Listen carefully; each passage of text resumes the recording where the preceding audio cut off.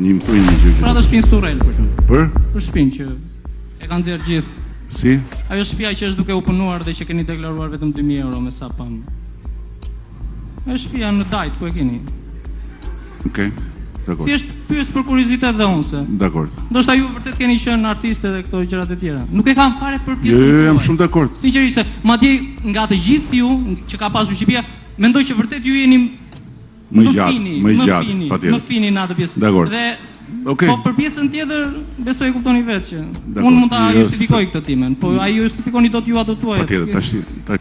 Gjatë një takimi me qytetarët në Krujë, ish kryeministri Sali Berisha ka hedhur akuzat të forta ndaj kryeministrit Edi Rama, duke u ndaluar veçanërisht tek pronat luksoze në Surrel, për të cilën ai pretendon se është ndërtuar në mënyrë të palishme. Sipas Berishës, ndërtimi i kësaj vile është bërë mbi një tokë të përfituar në shkelje të ligjit dhe me burime të ardhurash të pashpjegueshme. Ai akuzon gjithashtu se pas publikimit të këtyre fakteve ka pasur përpjekje për të shmangur hetimet nga SPAK duke e kaluar dosjen prokurorisë së Tiranës.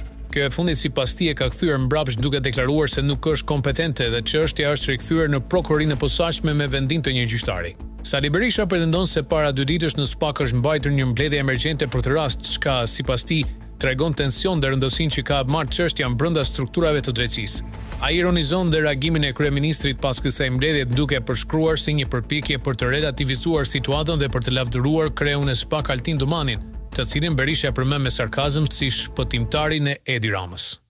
Mëtej ish kryeministri shtoi se Vila Ramës në Surrel ka përmasa që i tejkalon ato të rezidencës së Enver Hoxhës me një sipërfaqe prej 8300 metra shkatror dhe me një vlerë të deklaruar prej vetëm 3800 eurosh. Sali Berisha mbylli fjalën me një mesazh të drejtpërdrejtë për Ramën, edhe po ta mbyllin dosjen 100 herë toka është atylla, aktet janë të pafaqshme, duke i quajtur kryeministrin të pashpresë përballë drejtësisë.